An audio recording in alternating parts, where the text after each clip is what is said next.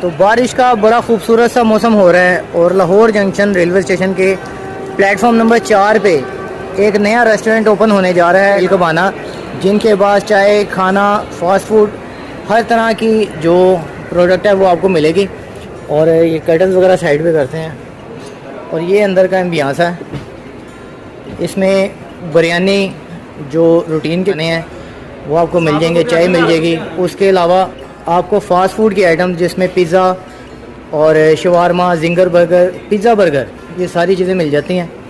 और air conditioned है। और उसके बाद जो टक शॉप है वो भी अंदर ही अवेलेबल है।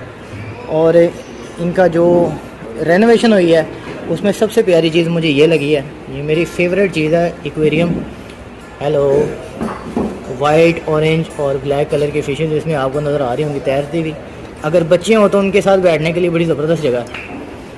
यहाँ सारे दरवाजे हैं, ये सारे कर्टन्स लग गए हैं। रेस्टोरेंट ये काफ़ी पुराना, मैं बचपन से देख रहा हूँ, लेकिन इसकी जो रेनोवेशन हो गई है इस बार ये मज़ीद खूबसूरत हो गया है।